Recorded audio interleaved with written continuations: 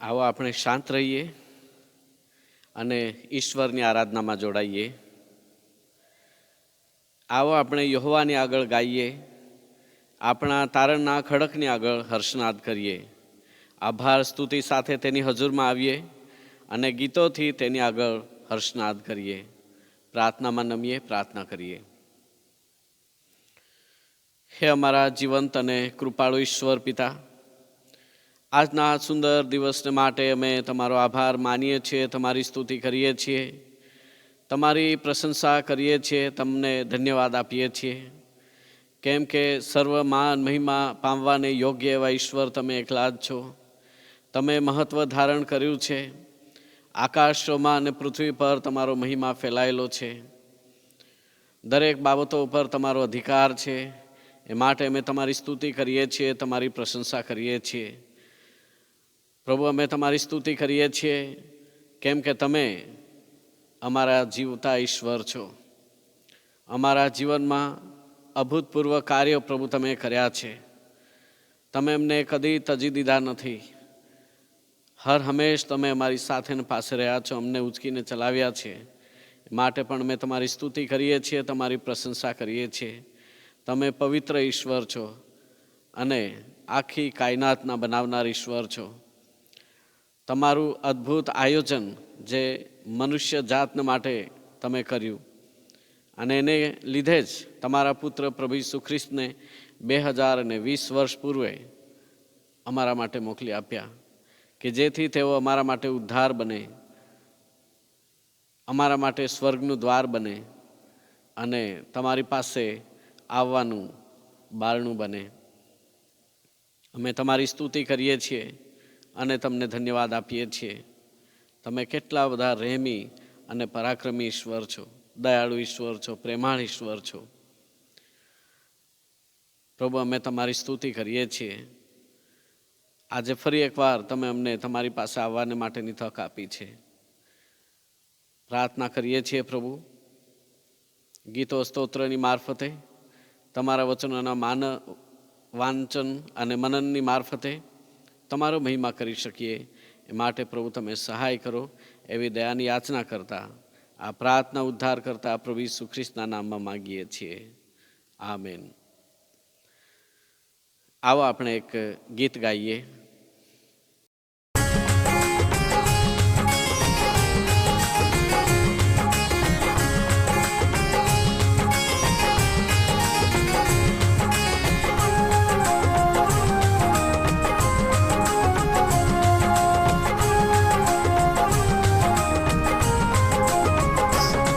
ગાતા બધાવો અમર રાગના ગીતો ગાઓ, દેવનો મોટો પ્રેમ વખાણો, તેના મોટા કામો માનો.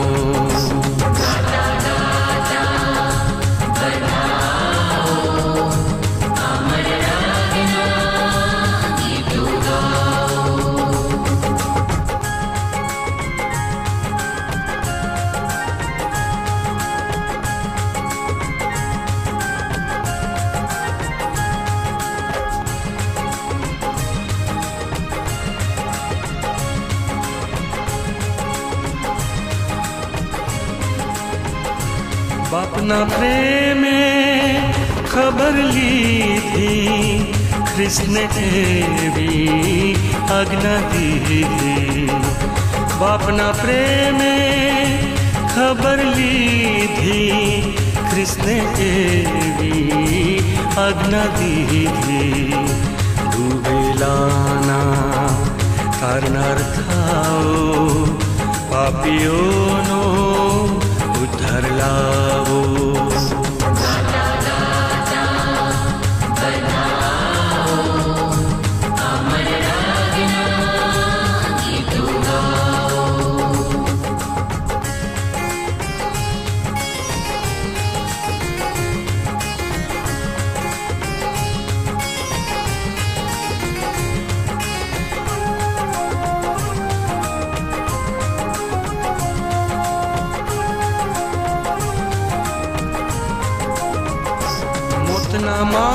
મારથી તેમને વારો, વેરીઓના હાથથી તારો. મોતના માર્ગથી તેમને વારો, વેરીઓના હાથથી તારો. સતના ધારાઓ જણાવો, સુખને ચીલે તેમને લાવો.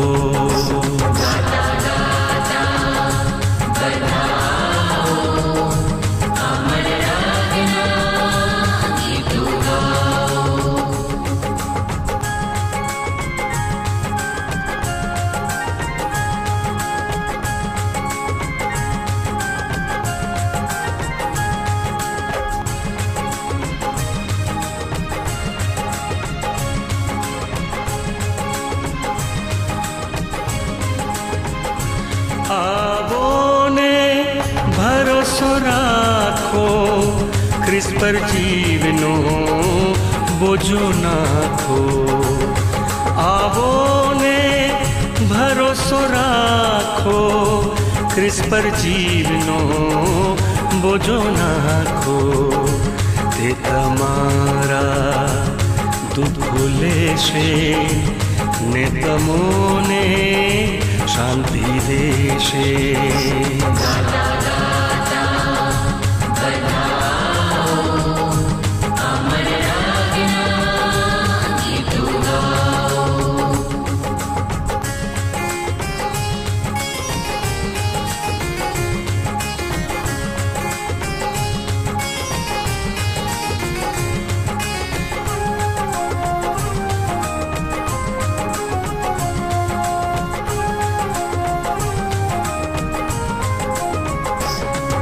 યહોવા તારી વાણી અમે સાંભળી અને માની.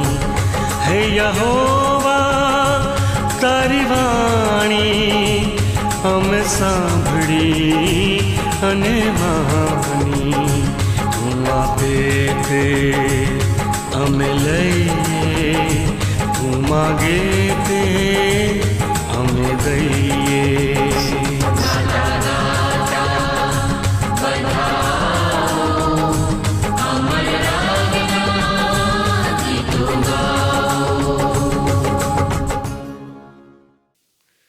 પ્રત્યુત્તરી વાંચન પાઠમાં આપણે જઈએ છીએ આપણે, પણ આજનું જે વાંચન છે તે ગીતશાસ્ત્ર 93 છે. અને એટલે આપણે પ્રત્યુત્તરી વાંચન પાઠના સ્વરૂપમાં નહીં, પણ સાથે સાથે જ વાંચન કરીશું. ગીતશાસ્ત્ર 93, સામ્સ 93. આપણે બધા સાથે જ વાંચીએ.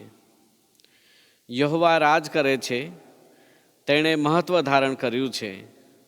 યહોવાએ પોતાની કમરે પરાક્રમ બાંધ્યું છે. વળી ખસેડાય નહીં તેમ જગત સ્થિર કરવામાં આવેલું છે. તારું રાજ્યાસન પુરાતન કાળથી સ્થપાયેલું છે. તું અનાદિ કાળથી છે. હે યહોવા, પ્રવાહોએ ઊંચો કર્યો છે. પ્રવાહોએ પોતાનો સાદ ઊંચો કર્યો છે. પ્રવાહો પોતાના મોજા ઊંચા કરે છે. ઘણા પાણીઓના ખળભળાટ કરતાં, સમુદ્રના પરાક્રમી મોજા કરતાં યહોવા પરમ ઊંચામાં પરાક્રમી છે. તારા સાક્ષીઓ અતિ ખાતરીપૂર્વક છે. હે યહોવા, સર્વકાળ પવિત્રતા તારા મંદિરને શોભે છે. આમેન. અત્યારે આપણે સ્તુતિ આરાધનામાં જોડાઈશું અને 2 ગીતો આપણે સાંભળીએ અને એમાં જોડાઈએ.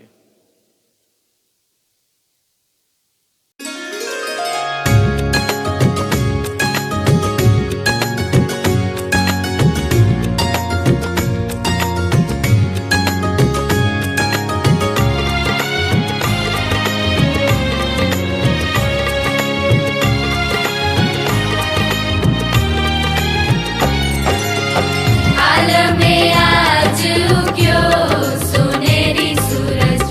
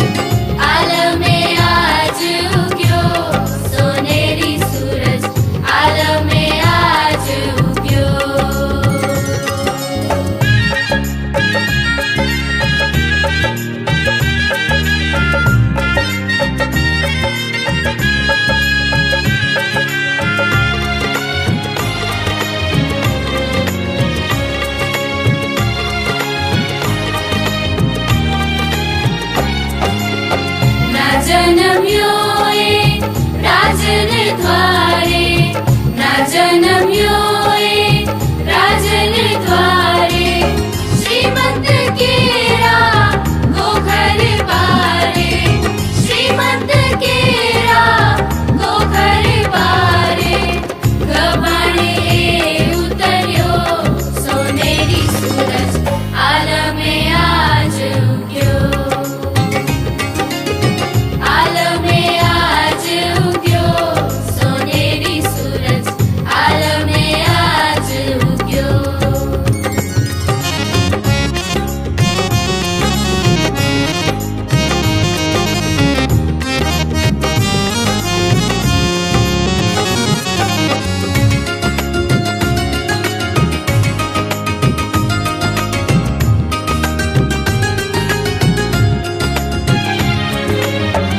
आनंदो आजे विविध वाते, आनंदो आजे विविध वाते, गाओ सहुए दूत संगाते, गाओ सहुए दूत संगाते, देव कुंवर जन्म्यो सोनेरी सूरज, आलमे आज उग्यो, आलमे आज उग्यो सोनेरी सूरज, आलमे आज उग्यो।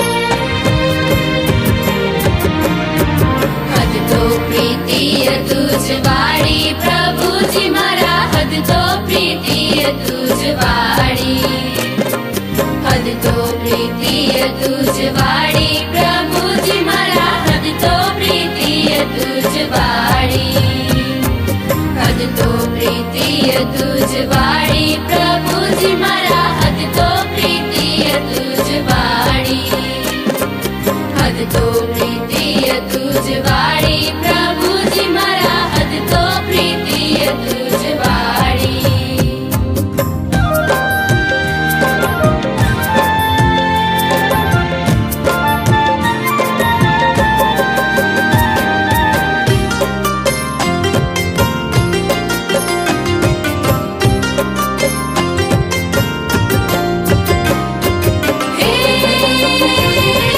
पृथ्वी जन्मवा देवे निहाळी, देवे निहाळी जी, लागी कपाळे सारी प्रभुजी मारा, हद तो प्रीतिय तुझवाड़ी, लागी कपाळे सारी प्रभुजी मारा, हद तो प्रीतिय तुझवाड़ी, हद तो प्रीतिय तुझवाड़ी प्रभुजी मारा, हद तो प्रीतिय तुझवाड़ी।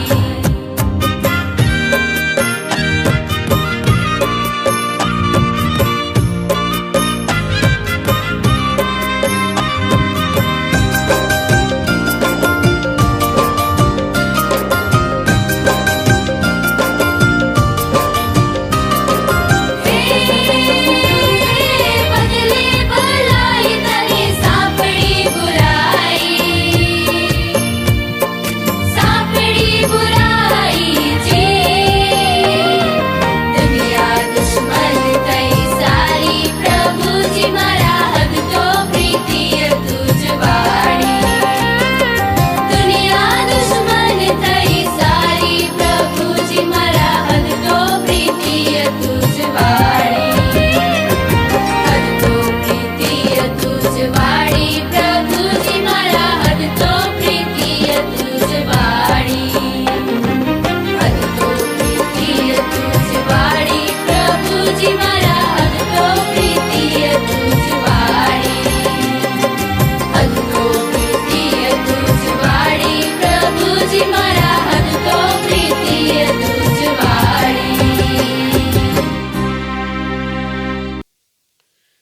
આવો આપણે આભાર સ્તુતિ તથા પાપ કબૂલાતની પ્રાર્થનામાં જોડાઈએ અને હિમાંશુભાઈ રાઠોડ આપણને પ્રાર્થનામાં દોરશે. આવો આપણે આભાર સ્તુતિ અને પાપ કબૂલાતની પ્રાર્થનામાં જોડાઈએ અને પ્રાર્થના કરીએ. Thank you Jesus. પિતા, આ સમયે અમે તમારો આભાર માનીએ છીએ, સ્તુતિ કરીએ છીએ પિતા, કેમ કે તમે અમને બહુ પ્રેમ કરો છો એની માટે. પ્રભુ, આભાર માનીએ છીએ, સ્તુતિ કરીએ છીએ એ વધસ્તંભના પ્રેમના માટે. અને પ્રભુ, આભાર માનીએ છીએ, સ્તુતિ કરીએ છીએ કારણ કે તમે પ્રભુ અમને નામ લઈને ઓળખો છો એની માટે. પ્રભુ, આ સમયે અમે તમારી હજુરમાં એ આભાર માનતા સ્તુતિ કરતા તમારી હજુરમાં આવીએ છીએ પિતા. પ્રભુ, તમારો આભાર માનું છું, સ્તુતિ કરું છું કારણ કે પ્રભુ તમે રહેવાને અમને ઘર આપ્યું છે એની માટે. પ્રભુ, આભાર માનું છું, સ્તુતિ કરું છું કારણ કે પ્રભુ અમારા જીવન જરૂરિયાતને લગતા હરેક વાના તમે અમને આપેલા છે એની માટે. પ્રભુ, આભાર માનું છું, સ્તુતિ કરું છું કારણ કે પ્રભુ એ સુંદર પ્રભુ મંદિર તમે અમને આપ્યું છે એની માટે. પ્રભુ, આભાર માનું છું, સ્તુતિ કરું છું કારણ કે એ પ્રભુ એ કોરોનાની વેક્સિન હવે જલ્દી આવી જવાની છે એની માટે. પ્રભુ, આભાર માનું છું, સ્તુતિ કરું છું પિતા આ સમયે કે તમે તમારી કૃપામાં આમ સર્વને પ્રભુ તમે સંભાળી બચાવી રાખ્યા છે એની માટે. પિતા, આભાર માનું છું, સ્તુતિ કરું છું કારણ કે પ્રભુ તમે પ્રભુ અમારને અમારી ભાષામાં તમે એ તમારું વચન અમને આપેલું છે એની માટે. પ્રભુ, આ સમયે પ્રભુ અમારા એ હરેક આભાર સ્તુતિ જેટલી કરીએ એટલી ઓછી છે પિતા. ત્યારે પ્રભુ વિશેષ પ્રભુ આભાર માનીએ છીએ, સ્તુતિ કરીએ છીએ પિતા કારણ કે એ તમારી કૃપામાં અમે એ સ્વતંત્રપણે તમારું નામ લઈ શકીએ છીએ એની માટે. પિતા, આભાર માનું છું, સ્તુતિ કરું છું આ સમયે કે તમે તમારી કૃપામાં અમને એ તમારા વચનો આપનાર તમારા સેવકો આપ્યા છે એની માટે. પ્રભુ, આ સમયે આ અમારા આભાર સ્તુતિના અર્પણો તમને ચડાવતા પ્રભુ અમે સમૂહમાં અમારા પાપની કબૂલાત કરીએ છીએ અને કહીએ છીએ પિતા કે અમે એ પાપી છીએ, અમને માફ કરો અને અમને નવું જીવન આપો. એ પ્રભુ તમારી આગળ અમારા હરેક પાપ અમે એ કબૂલ કરીએ છીએ. પ્રભુ, જાણતા અજાણતા એ વાણીથી, વર્તનથી, વિચારથી જે પાપ કરેલા છે એ આ સમયે પ્રભુ તમારી હજુર નાખી દઈએ છીએ. અને પ્રભુ અમે એવો વિશ્વાસ કરીએ છીએ કે એ પ્રભુ ઈસુનું લોહી અમને સઘળા પાપથી શુદ્ધ કરે છે પિતા. એ પ્રભુ તમારી આગળ અમે પાપ કબૂલ કરીએ છીએ ત્યારે પ્રભુ અમને એ તમે એ શુદ્ધ ને પવિત્ર બનાવીને તમારો પવિત્ર આત્મા અમારામાં આપો છો. અને પ્રભુ તમે એ આત્મા આપો છો એટલું જ નહીં પણ એમાં તમે દોરો છો ને ચલાવો છો પિતા. આ સમયે અમારી જાતને તમારા હાથમાં સોંપી દે છે પ્રભુ. આ અમારી આભાર સ્તુતિ અને પાપ કબૂલાતની પ્રાર્થના તમે માન્ય કરી લીધી છે એની માટે આભાર માનતા પ્રભુ ઈસુના નામમાં, આમેન.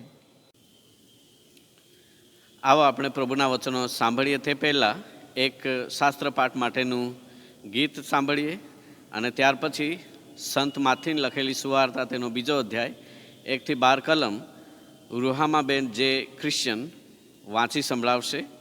અને ત્યાર પછી બીજો શાસ્ત્ર પાઠ સંત લુકની લખેલી સુવાર્તા તેનો 19મો અધ્યાય 1-10 કલમ જેલિકાબેન ક્રિસ્ટી આપણા માટે વાંચી સંભળાવશે. શાસ્ત્ર પાઠોમાં સંત માથીન લખેલી સુવાર્તા 2 અધ્યાય 1-12 કલમ રૂહામાબેન જે ક્રિશ્ચન વાંચી સંભળાવશે અને સંત લુકની લખેલી સુવાર્તા 19મો અધ્યાય 1-10 કલમ જેલિકાબેન ક્રિસ્ટી વાંચી સંભળાવશે. અને ત્યાર પછી પ્રેરિતોનું વિશ્વાસનામું આપણે બધા સાથે બોલીશું અને એ બોલ્યા પછી મંડળીની કેટલીક જાહેર ખબરો આપણે સાંભળીશું.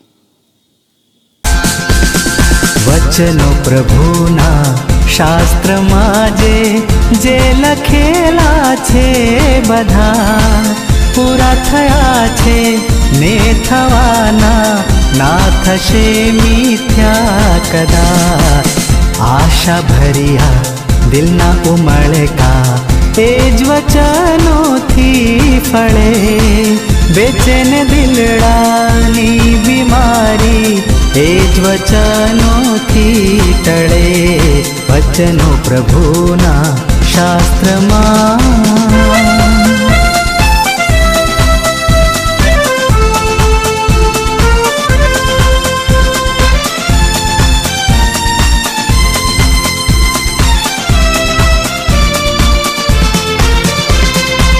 અંધાર પંથે દીવડીએ જ્યોતથી ઝગમગ થતી. કાળાશ કેતી મીરનું ત્યાં અલ્પ બિંદુએ નથી. મુજ ચરણ કાજે સર્વદા જગતા રહી જ્યોતિ ધરે.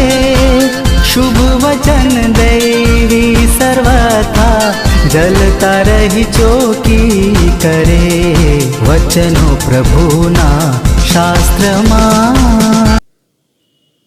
આવો આપણે પ્રભુનું વચન વાંચીએ તથા સાંભળીએ.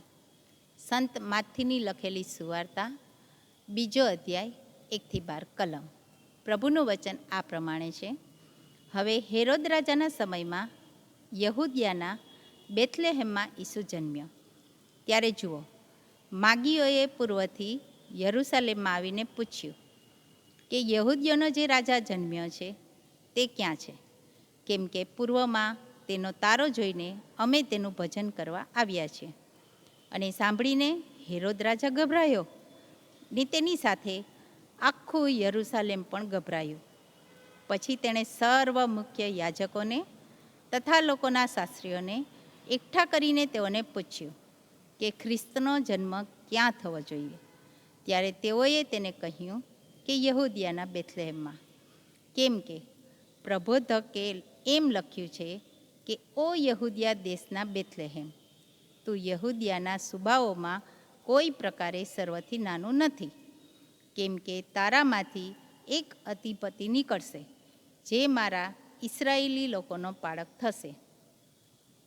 ત્યારે હેરોદે તે માગીઓને ગુપ્તમાં બોલાવીને તારો કઈ વેળાએ દેખાયો તે વિશે તેઓ પાસેથી ચોકસાઈથી ખબર મેળવી. અને તેણે તેઓને બેથલેહેમમાં મોકલતા કહ્યું કે તમે જઈને તે બાળક સંબંધી સારી પેઠે શોધ કરો ને જડ્યા પછી મને ખબર આપો, એ માટે કે હું પણ આવીને તેનું ભજન કરું. ત્યારે તેઓ રાજાનું કહેવું સાંભળીને ગયા. ને જુઓ, જે તારો પૂર્વમાં તેઓએ દીઠો હતો તે તેઓની આગળ ચાલતો ગયો ને બાળક હતો તે ઠેકાણા ઉપર આવીને થોભ્યો. અને તેઓ તારાને જોઈને મહા આનંદથી હરખાયા.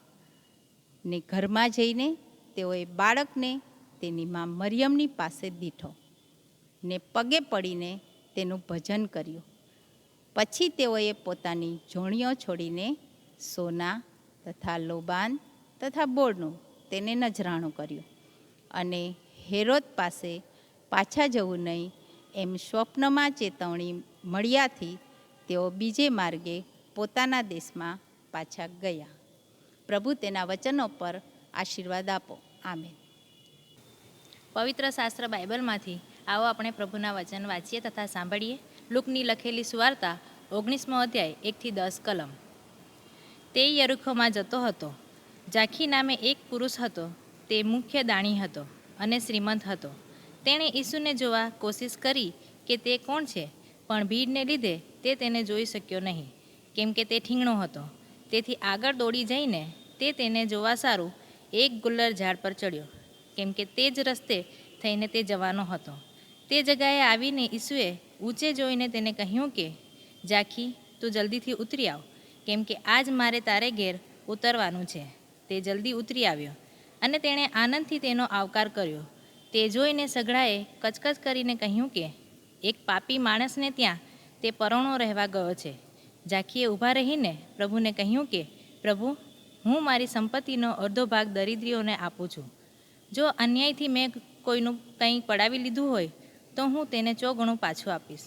ઈસુએ તેને કહ્યું કે આજ આ ઘેર તારણ આવ્યું છે, કારણ કે તે પણ ઇબ્રાહીમનો દીકરો છે. કેમ કે ખોવાયેલું શોધવા તથા તારવા સારું માણસનો દીકરો આવ્યો છે. ઈશ્વર પિતા વાંચેલા વચન પર આશીર્વાદ આપો. આમેન. સર્વસત્તાધારી ઈશ્વર પિતા, આકાશ તથા પૃથ્વીનો કરતા, તેના પર હું વિશ્વાસ કરું છું. વળી તેનો એકનો એક પુત્ર ઈસુ ખ્રિસ્ત આપણો પ્રભુ, તેના પર હું વિશ્વાસ કરું છું. તે પવિત્ર આત્મા દ્વારા ગર્ભે રહ્યો, કુંવારી મરિયમને ઉદરે જન્મ્યો, પોન્તિયુસ પિલાતની હુકુમતમાં દુઃખ ભોગવ્યું, ક્રૂસે ચડાયો, મરણ પામ્યો તથા દટાયો, અધસ્થાનમાં ઉતર્યો, તે ત્રીજે દિવસે મૂળિયામાંથી ઉત્થાન પામ્યો, સ્વર્ગમાં ચડી ગયો અને સર્વસમર્થ ઈશ્વર પિતાને જમણે હાથે વિરાજમાન છે. તે ત્યાંથી જીવતા તથા મોયેલાનો ન્યાય કરવા સારું આવનાર છે. વળી પવિત્ર આત્મા પર હું વિશ્વાસ કરું છું. અને પવિત્ર સાર્વત્રિક મંડળી, સંતોની સંગત, પાપોની ક્ષમા, દેવનું પુનરુત્થાન તથા અનંત જીવન એ સર્વ હું માનું છું. આમેન. મંડળીના સર્વ ભાઈ બહેનોને ખાસ જણાવવામાં આવે છે કે હવે પછીની ઓનલાઈન ભક્તિ સભાઓમાં જેઓ સાક્ષી આપવામાં રસ ધરાવે છે તેઓ સાક્ષી આપી શકશે, એને સમય આપવામાં આવશે. અને જેઓ સાક્ષી આપવા માંગે છે તેઓએ અગાઉથી મને જાણ કરવાની રહેશે કે જેથી રેકોર્ડિંગની વ્યવસ્થા થઈ શકે. સાક્ષીમાં જો કોરોના પોઝિટિવ આવ્યો હોય તો તેમાંથી ઈશ્વરે કઈ રીતે સહાય કરી એ હોઈ શકે. ઓપરેશન કે અન્ય ગંભીર બીમારીમાંથી ઈશ્વરે સાજાપણું આપ્યું હોય એ હોઈ શકે. અને એ જ પણ ટૂંકમાં એ સાક્ષી આપવાની રહેશે. અને આજે સાક્ષીનો જે સમય આપવામાં આવ્યો છે તે થોમસનભાઈ ચંદાણી અને કોમલબેન ચંદાણીની સાક્ષી. તો એ સાક્ષી અત્યારે આપણે સાંભળીએ. Hallelujah, praise the Lord. પ્રભુનો આભાર માનું છું કે પ્રભુએ મારા જીવનની અંદર એક અમૂલ્ય તક આપી કે આજે પ્રભુની હું એક સાક્ષી આપી શકું.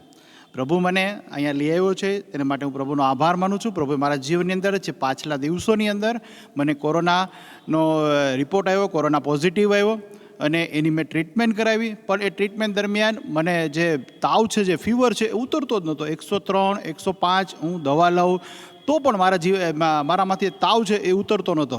પછી મને તાત્કાલિક વોકાડે લઈ જવામાં આવ્યો. વોકાડ જે મને તાવ હતો એના હિસાબે મને વોકાડમાં એડમિટ કરવામાં આવ્યો. વોકાડમાં એડમિટ થયો, ટ્રીટમેન્ટ આપી. ટ્રીટમેન્ટની અંદર એક મોટી બીમારી ત્યાં મને ખબર પડી કે ભાઈ મારા શરીરની તો ડાયાબિટીસ છે. તો ડાયાબિટીસ મને ડૉક્ટરે પૂછ્યું કે તમને ડાયાબિટીસ છે? મેં કીધું ના, મને તો ડાયાબિટીસ નથી. પણ ડાયાબિટીસ એટલે 600 ડાયાબિટીસ. અને ત્યાં 600 ડાયાબિટીસ ત્યાં આવ્યું અને હોકાડ હોસ્પિટલમાં એડમિટ હતો અને અહીંયા મારી ટ્રીટમેન્ટ થઈ અને ડાયાબિટીસ એકદમ નોર્મલ કરવાનો. પણ હું પ્રભુનો આભાર માનું છું કે પ્રભુ એ 600 ડાયાબિટીસ જો મને પહેલાં આપ્યું હોત તો હું 600 ડાયાબિટીસ લઈને ફરતો હતો. પણ જો મને પહેલાં બતાવ્યું હોત તો હું કેટલી મોટી બીમારી માટે તકલીફમાં આવી જાત, મુશ્કેલીમાં આવી. પણ પ્રભુ કેટલા અજાયબ છે. પ્રભુ ગીતશાસ્ત્ર 23 પ્રમાણે પ્રભુ આપણું રક્ષણ કરે છે. મને એ કોરોના મારા જીવનની અંદર બતાવ્યું. કોરોના દ્વારા હું વોકાડમાં આવ્યો. વોકાડની અંદર એ ટ્રીટમેન્ટ મને પ્રભુએ એકદમ નોર્મલ રીતે બતાવ્યું કે તમે 600 ડાયાબિટીસ લઈને ફરો છો. પ્રભુનો આભાર માનું છું કે પ્રભુ કેટલો અજાયબ છે. હવે જો એ 600 ડાયાબિટીસ એટલે હું તો જરાક આશ્ચર્ય પામી ગયો કે હું 600 ડાયાબિટીસ લઈને ફરું છું. પણ એ પ્રભુનો આભાર માનું છું કે પ્રભુ આપણું રક્ષણ કરે છે. એ કોરોના થ્રુ મને હોસ્પિટલ વોકાડની અંદર એ ટ્રીટમેન્ટ મળી અને એકદમ નોર્મલ થઈ ગયું. એના માટે હું પ્રભુનો આભાર માનું છું અને આપ સર્વનો આભાર માનું છું. અને ખાસ મંડળીનો આભાર માનું છું, પાસ્ટર સાહેબનો આભાર માનું છું, મંડળીના સર્વ અને જે લોકો મારા માટે પ્રાર્થના કરતા હતા એ સર્વનો આભાર માનું છું. અને મારા ફેમિલીનો આભાર માનું છું કે પ્રભુએ મારા જીવનની અંદર એક અજાયબ કૃપા આપી અને ઈશ્વરે એક મોટી બીમારીમાંથી, કોરોના વાયરસમાંથી અને આ ડાયાબિટીસમાંથી મને મુક્ત કર્યો છે. તેના માટે હું ખાસ પ્રભુનો આભાર માનું છું. Hallelujah, thank you. સૌ પ્રથમ તો હું પ્રભુ ઈસુનો આભાર માનું છું કે હું અહીં સહી સલામત આવી ચર્ચમાં. મારી ઈચ્છા હતી કે હું સાક્ષી આપી શકું ચર્ચમાં અને પ્રભુએ મને આ તક આપી છે. માટે હું પ્રભુનો ફરીવાર આભાર માનું છું કે પ્રભુએ મને આ તક આપી. કેમ કે મારા જીવનમાં પ્રભુએ એવું અજાયબ કાર્ય કર્યું છે માટે હું પ્રભુનો આભાર માન્યા વગર રહી શકતી નથી. આપણે ગીતશાસ્ત્ર 91 વાંચીએ. પરાત પરના ગુપ્ત સ્થાનમાં જે વસે છે તે સર્વ સમર્થની છાયામાં રહેશે. હું યહોવા વિશે કહીશ કે તે મારો આશ્ચર્ય તથા કિલ્લો છે. એ જ મારો દેવ છે, તેના પર હું ભરોસો રાખું છું. કેમ કે તે પારધીના પાસથી અને નાશકારક મરકીથી તને બચાવશે. તે પોતાના પીછાથી તને ઢાંકશે અને તેની પાંખો તળે તને આશ્રય મળશે. તેની સત્યતા ઢાલ તથા બખ્તર છે. રાત્રે જે ધાસતી લાગે છે તેથી અથવા તો દાડે ઉન્નાર તીરથી, અંધારામાં ચાલનાર મરકીથી કે બપોરે મહામારીથી તું બીસ નહીં. તારી બાજુએ 1000 અને તારે જમણે હાથે 10,000 માણસો પડશે, પણ તે તારી પાસે આવશે નહીં. તું માત્ર નજરે જોશે. તું દુષ્ટોને મળેલો બદલો દેખશે. કેમ કે હે યહોવા, તું મારો આધાર છે. તે પરાત પરને તારો આશ્ચર્ય કર્યો છે. તારા પર કંઈ દુઃખ આવી પડશે નહીં. મરકી તારા તંબુની પાસે આવશે નહીં. તને તારા સર્વ માર્ગમાં સંભાળવાની માટે તે પોતાના દૂતોને આજ્ઞા આપશે. તેઓ પોતાને હાથે તને ધરી રાખશે. રખીને તારો પગ પથ્થર પર અફડાય. તું સિંહ તથા સાપ પર પગ મૂકશે. સિંહના બચ્ચાને તથા એરુને તું છૂંદી નાખશે. તેણે મારા પર પોતાની પ્રીતિ બેસાડી છે, માટે હું તેને બચાવીશ. તેણે મારું નામ જાણ્યું છે, માટે હું તેને ઊંચો કરીશ. તે મને અરજ કરશે, એટલે હું તેને ઉત્તર દઈશ. હું સંકટને સમયે તેની સાથે થઈશ. હું તેને છોડાવીને માન આપીશ. લાંબા આયુષ્યથી હું તેને તૃપ્ત કરીશ અને તેને મારું તારણ દેખાડીશ.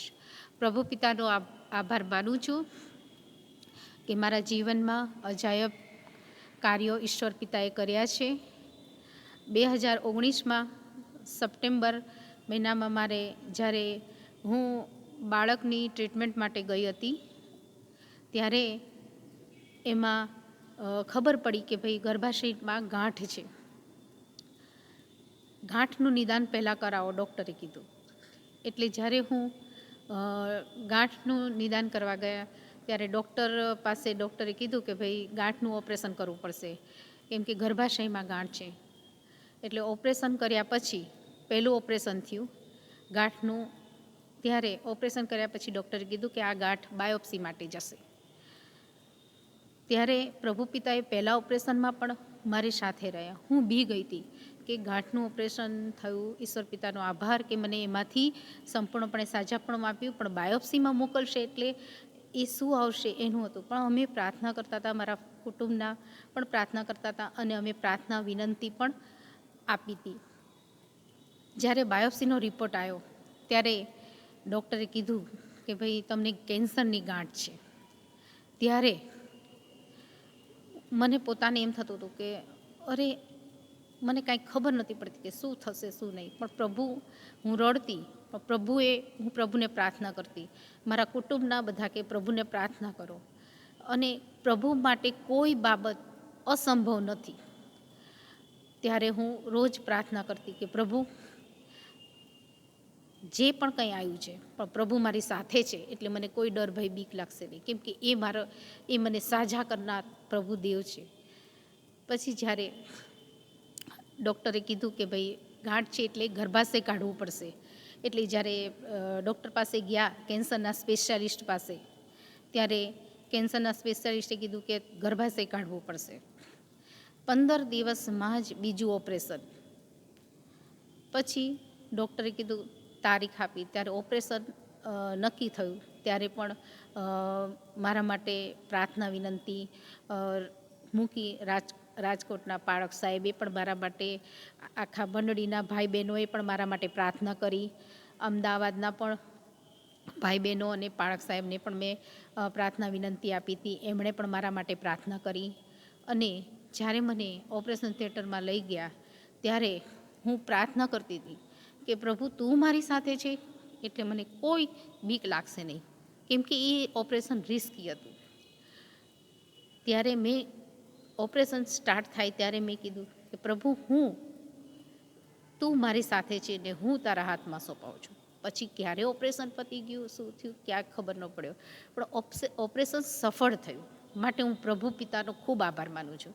જ્યારે હું ભાનમાં આવી ત્યારે સૌ પ્રથમ મેં પ્રભુનો આભાર માન્યો કે પ્રભુ, મારું આ ઓપરેશન પણ સફળ થયું.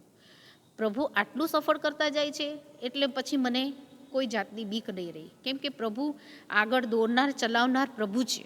અને જરૂરથી મને એટલો વિશ્વાસ હતો કે મને સાજાપણું આપશે ને આપશે જ. પછી ઓપરેશન થયા પછી થોડા દિવસ એની ટ્રીટમેન્ટ ચાલી, ત્યાં હોસ્પિટલમાં રહી. પછી આવ્યો ત્રીજો સ્ટેપ, થેરાપીનો. ડૉક્ટરે કીધું કે હવે 6 થેરાપી લેવી પડશે. બરાબર ઓપરેશનના 20 દિવસ પછી થેરાપીનો સ્ટેપ આવ્યો. એટલે લોકો થેરાપી સાંભળીને જ બીવે છે. મને પણ થોડુંક બીક જેવું લાગ્યું કે થેરાપી એટલે તો કે 6 લેવી પડશે. કશો વાંધો નહીં, ઈશ્વરે આટલું બીજા ઓપરેશનમાં સાજાપણું આપ્યું, આગળ મને સાજાપણું આપશે. પહેલો થેરાપી લેવા ગઈ ત્યારે ત્યાં પણ હું એ વોર્ડમાં ગઈ ત્યારે મેં કેટલા ભાઈ બહેનોને જોયા, અને હું મારા માટે પ્રાર્થના તો કરતી હતી, સાથે સાથે મેં બીજાઓ માટે બી પ્રાર્થના કરતી હતી, કેમ કે મેં એમના દુઃખ જોયા હતા. પ્રભુને હું એમ કહેતી હતી કે એ લોકોને પણ તમે જે ટ્રીટમેન્ટ લે છે એ લોકોને પણ પ્રભુ તમે સાજાપણું આપો. પછી મારી થેરાપી સ્ટાર્ટ થઈ. પ્રભુ પિતાનો આભાર માનું છું કે મને એ થેરાપીમાં પણ થોડુંક શરીરમાં એકદમ અજાયબ લાગ્યું, પણ પ્રભુએ ડૉક્ટરે કીધું હતું કે થેરાપીમાં કંઈ બી પહેલી થેરાપી બધાને રિસ્કી પડે છે, પણ તોય હું પ્રભુનો આભાર માનું છું કે થેરાપી મારી 4-5 કલાક જેવી ચાલી પહેલી, પણ ઈશ્વર પિતાનો આભાર કે હું એ થેરાપી લઈ શકી. પછી ઘરે આવું, પછી 10 દિવસ સુધી હું જમી ન શકું, પણ પ્રભુ પિતાનો આભાર માનું છું કે 10 દિવસ પૂરું થઈ જાય પછી મને ભૂખ લાગે, પછી હું જમી શકું. જ્યારે મારે બીજી થેરાપી લેવાનો સમય આવે ત્યારે હું 1-2 દિવસ માંડ ખાઈ શકું. તોય મારા કુટુંબના લોકોએ મને બહુ હિંમત આપી કે તારી સાથે પ્રભુ છે, તને શું બીક તને શું ડરવાની જરૂર એમ. પછી બીજી થેરાપી આવી. બીજી થેરાપીમાં પણ મને થોડુંક એવું લાગ્યું કે મેં પછી મારાથી સહન નથી થતી, એટલે મેં ના પાડી કે આવું થેરાપી નહીં લઉં. પછી પાછી અંદરથી અવાજ આવ્યો કે હું તારી સાથે છું, તું કેમ બીવે છે. એમ કરીને મેં 6 થેરાપી પૂરી કરી. ઈશ્વર પિતાનો આભાર માનું છું કે મને ઈશ્વરે એટલું સામર્થ્ય આપ્યું કે જ્યારે હું થેરાપી લેવા જતી હતી ત્યારે હું બેડ પર થેરાપી લેતી હતી, ત્યારે હું પ્રભુને પહેલાં પ્રાર્થના કરતી. હું બાઇબલ સાથે લઈ જતી, વચન વાંચતી, અને પછી કહેતી કે સિસ્ટર પછી હવે તમે મારી ટ્રીટમેન્ટ ચાલુ કરો. પછી ટ્રીટમેન્ટ પૂરી થઈ જાય પછી પણ હું ઈશ્વરનો આભાર માનતી, કેમ કે દરેક થેરાપીમાં હું ઈશ્વરનો આભાર માનતી. જતી ત્યારે પણ હું પ્રાર્થના કરતી, અને ટ્રીટમેન્ટ પૂરી થઈ જાય પછી પણ હું ઈશ્વર પિતાનો આભાર માનતી. 6 થેરાપી લઈ લીધા પછી ડૉક્ટરે કીધું કે ભાઈ તમારી ટ્રીટમેન્ટ પૂરી થઈ છે, પણ તે દરમિયાન જે મુશ્કેલી આવતી કે પગ દુખતા, ચેન નહોતું પડતું, પણ એવામાં પણ પ્રભુને હું પ્રાર્થના કરતી ને ત્યારે મને એ દુખાવો પણ જતો રહેતો. મારા કુટુંબના, મારા મમ્મી પપ્પા સગડાએ, મારા કુટુંબના બધા અને મંડળીના સગડા ભાઈ બહેનોએ પણ મારા માટે પ્રાર્થના કરતા હતા. એટલે આ પ્રભુનો હું આભાર માનું છું કે મારી થેરાપી પૂરી થઈ ગયા પછી ડૉક્ટરે કીધું કે તમને ખરેખર સારું છે. મેં કીધું મને ખરેખર સારું છે, મારા પ્રભુનો આશીર્વાદ છે, મારા પ્રભુનો હું આભાર માનું છું કે આ 6 થેરાપી લઈ શકી. અને આ બે ઓપરેશન આજે 2 ઓપરેશન સફળ થયા માટે હું પ્રભુનો આભાર માનું છું. થેરાપી પૂરી થઈ ગયા પછી ડૉક્ટરે કીધું 3 મહિને રિપોર્ટ કરાવવાના. 3 મહિને એટલે જ્યારે હું થેરાપી પૂરી કર્યા પછી પહેલો રિપોર્ટ ત્યાં અમદાવાદ કરાયો, એમાં નોર્મલ આવ્યો, માટે પ્રભુનો આભાર. પછી હું ફેબ્રુઆરીમાં 2020માં હું રાજકોટ આવી. રાજકોટે મેં ચર્ચમાં સાક્ષી આપી કે પ્રભુ હું તારા નામને ઊંચું માન્યા વગર કેમ રહી શકું, કેમ કે તું એ મારા જીવનમાં અજાયબ કામ કર્યું છે. એટલે મેં ચર્ચમાં પણ સાક્ષી આપી. અને પછી દર 3 મહિને રિપોર્ટ કરાવું છું, અને દર 3 મહિને એ નેગેટિવ આવે છે, નોર્મલ આવે છે. હમણાં પણ 27/11/2020 રિપોર્ટ કરાયો. હું પ્રભુ પિતાનો આભાર માનું છું કે એ પણ નેગેટિવ આવ્યો, નોર્મલ આવ્યો. ડૉક્ટરની સાથે અમે વાત કરીએ છીએ, ડૉક્ટરે કહે છે કે બહુ સરસ. ત્યારે પણ હું એમને એમ જ કહું છું કે આ પ્રભુ પિતાનો આશીર્વાદ ને પ્રભુ પિતાનો આભાર કે મારો રિપોર્ટ નોર્મલ આવે છે. મારા માટે પણ તમે બધા પ્રાર્થના કરજો કે ઈશ્વર પિતા મને હિંમત સામર્થ્ય આપે અને મારા રિપોર્ટો 3 મહિને કીધા છે એ પણ નોર્મલ આવે, અને આવશે જ. આ તમારી આગળ હું સમક્ષ ઊભી છું એ પ્રભુ પિતાનો આભાર છે. માટે કોઈ બાબત પ્રભુથી અસંભવ નથી, સગળું પ્રભુથી સંભવ છે. હા, મુશ્કેલી આવે છે પણ રહેતી નથી, કેમ કે પ્રભુ એનો રસ્તો પણ પ્રભુ જ કાઢે છે. માટે હું પ્રભુ પિતાનો ફરીવાર આભાર માનું છું, અને તમને બધાને કહું છું કે મારા માટે પ્રાર્થના કરશો, તમારી પ્રાર્થનામાં મને ધરી રાખશો, માટે આભાર માનું છું. આવો આપણે મંડળીની કેટલીક જાહેર ખબરો સાંભળીએ. આપ સર્વને જય મસીહ. દર રવિવારે સવારે CNI ગુજરાત ડાયોસિસની મારફતે ઓનલાઈન ભક્તિ સભા ચલાવવામાં આવે છે. તેમાં આપ સર્વ ભાગ લેશો અને ખાસ કરીને આજે એટલી પણ ઓનલાઈન ભક્તિ સભાઓ ચાલે છે, ડાયોસિસની મારફતે હોય કે વિભાગની હોય કે પછી સ્થાનિક મંડળીની, એ સર્વ ભક્તિ સભાઓને માટે આપ સર્વ સબસ્ક્રાઈબ કરશો એવી મારી ખાસ વિનંતી છે અને બીજાઓને પણ જણાવશો કે જેથી આ કાર્યક્રમો ઘણા બધા લોકો જોઈ શકે અને ઈશ્વરનો આશીર્વાદ પ્રાપ્ત કરી શકે. દરરોજ સાંજે બાઇબલ સ્ટડી જે રાબેતા મુજબ ચાલે છે ઓનલાઈન, તેમાં પણ આપ સર્વ ભાગ લેશો. આપણા વિભાગની શુક્રવારની સાંજની કોટેજ મિટિંગમાં પણ આપ સર્વ જોડાશો. દર રવિવારે સાંજે સ્થાનિક મંડળીની ઓનલાઈન ભક્તિ સભામાં પણ આપ સર્વ જોડાશો એવી મારી ખાસ વિનંતી છે. માર્ગ સંગીનીનું લવાજમ આપણી મંડળીના સભ્ય પેરસીસબેનને જમા કરાવશો એવી ખાસ વિનંતી છે. મંડળીના જે બીમાર ભાઈ બહેનો છે તેઓને માટે આપણે ખાસ પ્રાર્થના કરતા રહીએ. ક્રિસ્ટોફરભાઈ, ઇમાનુએલભાઈ, એમિયલ, પ્રિયંકા જેમ્સ, આ સર્વને માટે આપણે ખાસ પ્રાર્થના કરીએ. રીબકાબેનને માટે પણ પ્રાર્થના કરીએ અને એની સાથે ગુલાબબેનને માટે પણ પ્રભુની પાસે હંમેશા આપણે કૃપા માગીએ. ગત દિવસોમાં જેઓ કોરોના પોઝિટિવ હતા તેઓને અજાયબ જેવી કૃપાથી ઈશ્વરે સાજાપણું આપ્યું છે, ત્યારે ઈશ્વરના નામને ધન્યવાદ આપીએ છીએ. બંકિમભાઈ, દીપાબેન, અબીબેન, કમલેશભાઈ, જોકે કમલેશભાઈને હજુ પણ અશક્તિ છે, તેમના માટે સતત પ્રાર્થના કરતા રહીએ. રીટાબેન રેજિન્સન અને વિક્ટરભાઈ મહોત્રાના મમ્મીને માટે આપણે પ્રભુના નામને ધન્યવાદ આપીએ કે જેથી જે કાર્ય ઈશ્વરે કર્યું છે તે આપણે વર્ણવી શકીએ.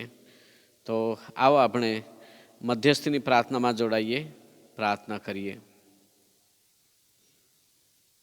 અમારા જીવતા અને જાગતા પરમેશ્વર પિતા, સર્વ માન મહિમા તમને આપીએ છીએ, કેમ કે તમે અમારી પ્રાર્થનાના સાંભળનાર એવા ઈશ્વર છો. આ પળે અમે અમારી પોતાની જાતને તમારા હાથમાં સોંપીએ છીએ, ત્યારે ખાસ અમે તમારો આભાર માનીએ છીએ. ગત દિવસોમાં જે કંઈ પ્રાર્થનાઓ અમે તમારી સમક્ષ કરી, એ સર્વ પ્રાર્થનાઓનો પ્રત્યુત્તર પ્રભુ તમે હા અને આમેનમાં આપ્યો અને એને લીધે જ અમારા જીવનોમાં અમે આશીર્વાદો જોઈ શક્યા છીએ. એ માટે અમે તમારી સ્તુતિ કરીએ છીએ.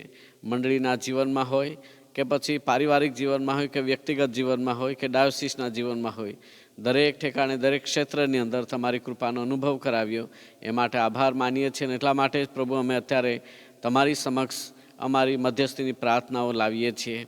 અમારા દેશને માટે પ્રાર્થના કરીએ છીએ.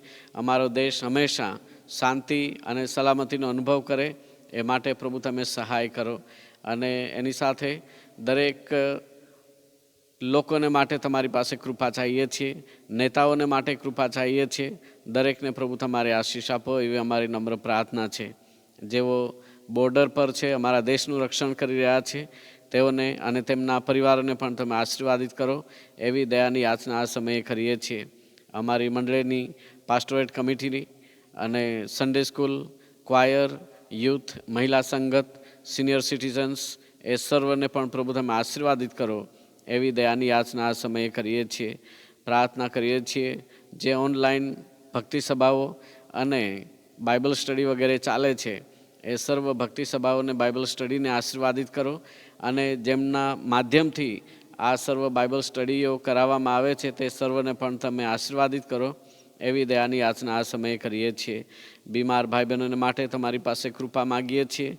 પ્રભુ તમે તમારો વિંધાયેલો હાથ લાંબો કરી સ્પર્શ કરો. નાઝારી ઈસુના નામની અંદર સંપૂર્ણ તંદુરસ્તીનો આશીર્વાદ મળે એ માટે પ્રભુ તમે સહાય કરો એવી દયાની યાચના કરીએ છીએ. ખાસ કરીને ક્રિસ્ટોફરભાઈ, ઇમાનુએલભાઈ, એમિયલ, પ્રિયંકા જેમ્સ, ગુલાબબેન અને રીબકાબેનને માટે તમારી પાસે કૃપા ચાહીએ છીએ. આ સર્વ વાલાઓને પ્રભુ તમે સ્પર્શો કે જેથી તેઓ સંપૂર્ણ તંદુરસ્તી પ્રાપ્ત કરી સર્વ માન મહિમા તમને આપે એવી દયાની યાચના આ સમયે કરીએ છીએ. તમારો આભાર માનીએ છીએ બંકિમભાઈને માટે, દીપાબેનને માટે, અબીદાદીને માટે, કમલેશભાઈને માટે, પ્રભુ તમે તેઓને સાજાપણું આપ્યું છે, તેથી અમે તમારી સ્તુતિ કરીએ છીએ. રીટાબેન અને રેજિન્સન અને વિક્ટરભાઈના મમ્મીને માટે અમે તમને ધન્યવાદ આપીએ છીએ.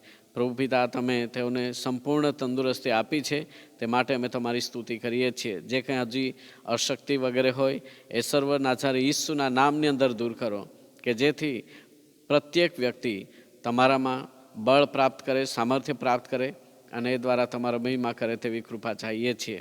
એની સાથે જુદી જુદી મંડળીઓને માટે અને સંસ્થાઓને માટે પણ તમારી પાસે કૃપા ચાહીએ છીએ. સર્વને દરેક જરૂરિયાતો પૂરી પાડજો એવી દયાની યાચના આ સમયે કરીએ છીએ. જેઓ શૈક્ષણિક ખાતાની અંદર કે વૈદ્યકીય ખાતાની અંદર કે કારખાનાઓમાં કે પ્રાઇવેટ જોબ કરે છે, કંપનીઓમાં જોબ કરે છે, મજૂરી કરે છે, ખેતરોમાં કામ કરે છે, એ સર્વને પણ પ્રભુ તમે આશીર્વાદિત કરો અને તેઓની સર્વ જરૂરિયાતો પ્રભુ ઈસુના નામમાં તમે પૂરી પાડો એવી દયાની યાચના આ સમયે કરીએ છીએ.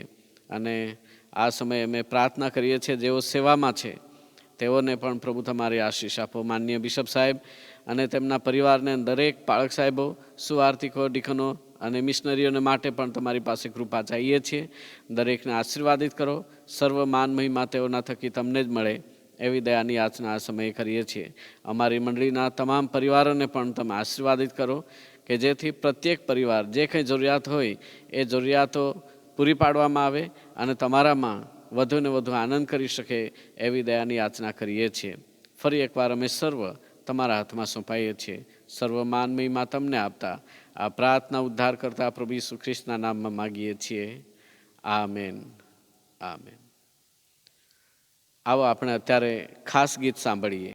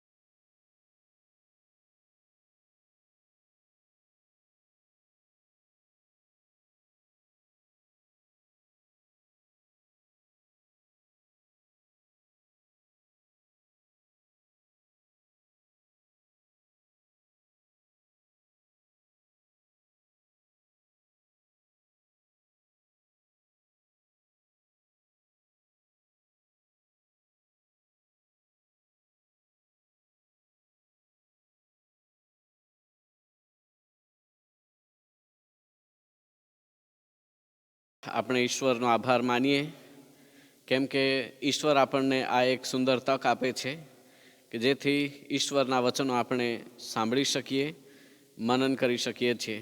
જો કે આપણી પોતાની ભાષામાં, જેમાં આપણે સમજી શકીએ એ ભાષામાં પ્રભુના વચનો આપ્યા છે, ત્યારે વાંચન કરીએ છીએ ત્યારે પણ પ્રભુ આપણી સાથે વાતચીત કરે છે અને એ રીતે આપણે પ્રભુમાં વૃદ્ધિ પ્રાપ્ત કરી શકીએ છીએ.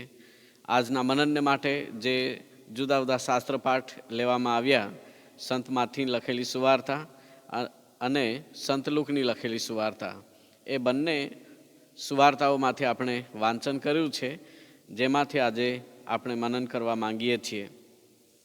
સંત માથી લખેલી સુવાર્તા તેનો 2 અધ્યાય 1 થી 12 કલમ સુધી આપણે વાંચન કરી ગયા છીએ. ત્યાં કેટલીક મહત્ત્વની બાબતો લખવામાં આવી છે. એ તરફ આપણે જઈએ તે પહેલાં આપણે એ પણ જાણવું જરૂરી છે કે આ નાતાલનો મહિનો છે, ત્યારે એ સમય દરમિયાન નાતાલ વિશે અને પ્રભુ ઈસુ ખ્રિસ્તના જન્મ વિશે કેટલીક બાબતો શીખીએ એ ખૂબ જ અગત્યનું છે. જો કે દર વર્ષે આ તહેવાર આવે છે અને દર વર્ષે આપણે સંતમાંથી લખેલી સુવાર્તામાંથી, સંત યોહાનની લખેલી સુવાર્તામાંથી, સંત લુકની લખેલી સુવાર્તામાંથી અને અન્ય ભાગોમાંથી પણ આપણે પ્રભુનું વચન સાંભળીએ છીએ અને મનન કરીએ છીએ. આજે ફરી એકવાર આ એક તક મળી છે કે જેથી આપણે સર્વ પ્રભુના વચનોનું મનન કરી શકીએ. અહીંયા પ્રભુ ઈસુ ખ્રિસ્ત જેવો આકાશી વૈભવ છોડીને આ પૃથ્વી પર આવ્યા અને એ દેહ ધારણ કરીને આવેલ પ્રભુ ઈસુ ખ્રિસ્ત, તેમની આરાધના કરવી, તેમને માન અને મહિમા આપવું, એ આપણે જોઈએ છીએ. જો કે આપણે 10 આજ્ઞામાં જોઈએ છીએ ત્યારે ત્યાં લખવામાં આવ્યું છે કે તું તારે સારું અન્ય દેવો ન કર. અન્ય દેવ કરવાની ના પાડવામાં આવી છે, એટલે એક જ દેવને માનવાની વાત છે. અને પવિત્ર શાસ્ત્ર બાઇબલમાં જ્યારે આપણે વાંચન કરીએ છીએ નવા કરારની અંદર, ત્યારે પ્રભુ ઈસુ ખ્રિસ્તની આરાધના કરતા જોવા મળે છે. હવે વૈભવ છોડીને આવેલ પ્રભુ ગંદી ગભાણની અંદર જન્મે છે અને ત્યાં લોકો દર્શન કરવાને માટે જાય છે. એ જન્મથી જ આકાશની અંદર ગીતો ગુંજી ઉઠ્યા છે, તેમની સ્તુતિ થઈ રહી છે. ભરવાડો ઈશ્વરની સ્તુતિ કરી રહ્યા છે અને માગીઓ પણ તારાને જોઈને, જ્યાં પ્રભુ ઈસુ ખ્રિસ્તનો જન્મ થયો હતો ત્યાં તેઓ આવ્યા. તારો તેઓને દોરતો આવ્યો. અને અહીંયા લખવામાં આવ્યું છે કે હવે હેરોદ રાજાના સમયમાં યહૂદિયાના બેથલેહેમમાં ઈસુ જન્મ્યો. ત્યારે જુઓ, માગીઓએ પૂર્વથી યરૂશાલેમમાં આવીને પૂછ્યું કે યહૂદીઓનો જે રાજા જન્મ્યો છે તે ક્યાં છે? કેમ કે પૂર્વમાં તેનો તારો જોઈને અમે તેનું ભજન કરવા આવ્યા છીએ. અહીંયા જે શબ્દ વાપરવામાં આવ્યો છે, અમે ભજન કરવા માટે આવ્યા છીએ, એમની આરાધના કરવાને માટે આવ્યા છીએ, એમની ભક્તિ કરવાને માટે આવ્યા છે. પણ રાજા જન્મ્યો છે, હજુ તો જન્મ્યો છે, પણ ભજન કરવાની વાત આવી ત્યારે એ નાના બાળ ઈસુ, જે પ્રભુ અને આપણો ઉદ્ધારક છે, તેમની આરાધના કરવાને માટે આવ્યા છે, એવો સંદેશો જ્યારે હેરોદને આપવામાં આવ્યો ત્યારે હેરોદ શું કહે છે? અને એ સાંભળીને હેરોદ રાજા ગભરાયો ને તેની સાથે આખું શહેર, યરૂશાલેમ શહેર પણ ગભરાયું. યરૂશાલેમ પણ ગભરાયું. રાજા તો ગભરાયો, પણ યરૂશાલેમ પણ ગભરાયું. કેમ કે એમને ખબર છે કે એમના મહેલની અંદર કોઈ બાળકનો જન્મ થયો નથી, તો પછી એવો રાજા ક્યાં જન્મ લેવો જોઈએ? ક્યાં જન્મ્યા હશે? રાજા ગભરાય એ તો સ્વાભાવિક છે, કારણ કે એમને ખબર નથી ને એમની સામે કોઈક બીજો રાજા આવે તો એમના રાજ્યની વાત આવે છે, સિંહાસનની વાત આવે છે. પણ આખું યરુશાલેમ પણ ગભરાયું. યરુશાલેમનો મતલબ થાય છે શાંતિનું શહેર. અત્યારે શાંતિના શહેરની અંદર શાંતિ નથી, બધા જ ગભરાઈ ગયા છે. અને એને લીધે એક ઉપાય હેરોદ રાજા જોવા માગે છે 4 કલમમાં. પછી તેણે સર્વ મુખ્ય યાજકોને તથા લોકોના શાસ્ત્રીઓને એકઠા કરીને તેઓને પૂછ્યું કે ખ્રિસ્તનો જન્મ ક્યાં થવો જોઈએ? ખ્રિસ્તનો જન્મ ક્યાં થવો જોઈએ? ત્યારે તેઓએ તેને કહ્યું કે યહૂદિયાના બેથલેહેમમાં. યહૂદિયાના બેથલેહેમમાં, કેમ કે શાસ્ત્રપાઠની અંદર લખવામાં આવ્યું છે, એ ભવિષ્યવાણી લખવામાં આવ્યું છે, શાસ્ત્રની અંદર છે. અને એ શોધી કાઢ્યું કે બેથલેહેમમાં જન્મ્યા છે.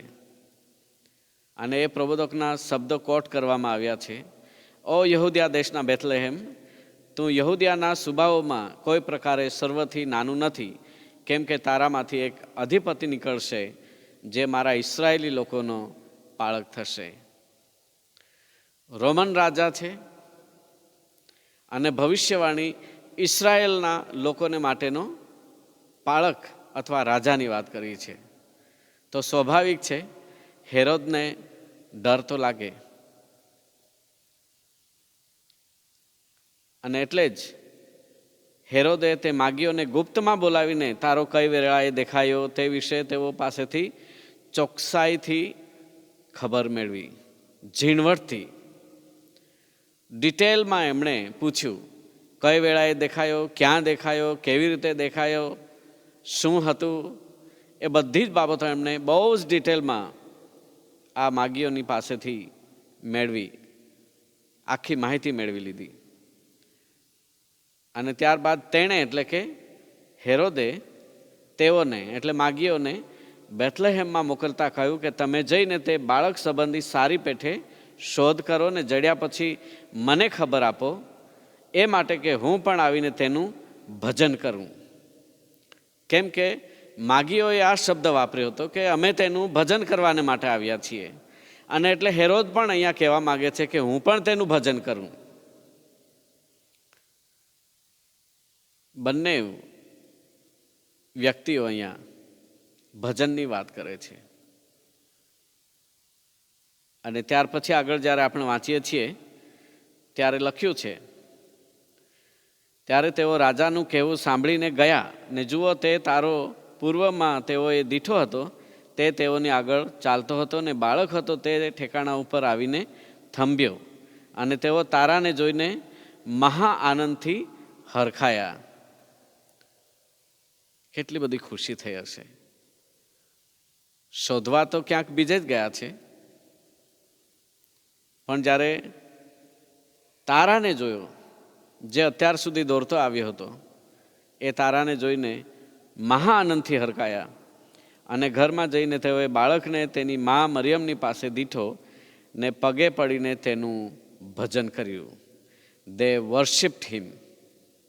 તેઓએ તેનું ભજન કર્યું. પછી તેઓએ પોતાની જોડણી છોડીને સોના તથા લોબાન તથા બોળનું તેને નજરાણું કર્યું, ભેટો આપી. સોનું, બોળ અને લોબાન.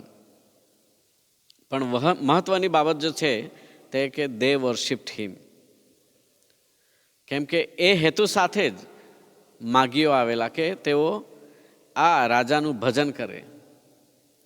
કેમ અહીંયા એમ કહેવામાં નહીં આવ્યું કે આ તારો જોઈને અમે આવ્યા છીએ, આ દેશની અંદર ને અથવા આ પ્રદેશની અંદર એક રાજા જન્મ્યો છે તેને જોવાને માટે આવ્યા છીએ? આ શબ્દ નહીં વાપર્યો, જોવાને માટે આવ્યા છીએ એવું ના કહ્યું. પણ શું કહ્યું કે અમે તેમનું ભજન કરવાને માટે આવ્યા છીએ. બીજી વાર ભજનનો જે શબ્દનો ઉપયોગ થયો છે તે હેરોદે કર્યો છે, હું પણ તેનું ભજન કરું. અને ત્રીજી વાર ફરી પાછું ભજનની વાત આવી કે તેઓએ એટલે માગીઓએ પ્રભુ ઈસુ ખ્રિસ્તને જોયા પછી દંડવત પ્રણામ કર્યા અને દંડવત પ્રણામ કરીને તેનું ભજન કર્યું.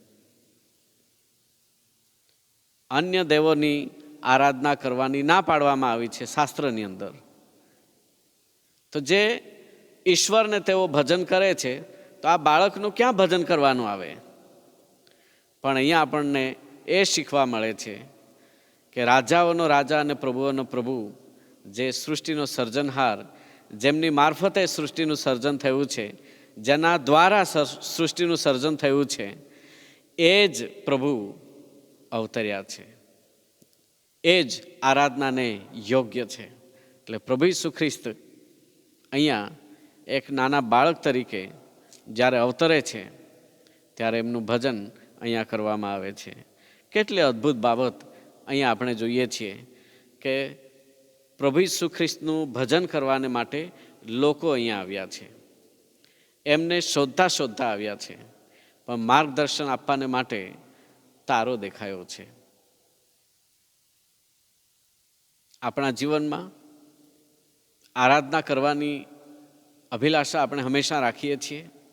ઈશ્વરની સ્તુતિ કરવાની આશા રાખીએ છીએ, ઈચ્છા રાખીએ છીએ કે જેથી આપણે ઈશ્વરને માન અને મહિમા આપી શકીએ.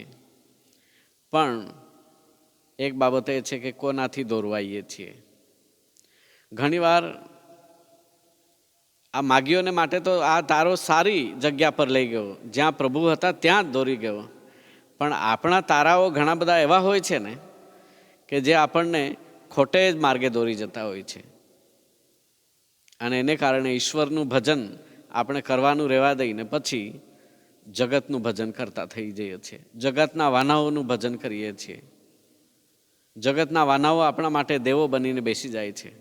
આપણા હૃદયોમાં કંઈક બીજું જ આવીને વસી જાય છે અને એની આરાધના, એની પૂજા આપણે કરવા માંડીએ છીએ, એનું ભજન આપણે કરવા માંડીએ છીએ.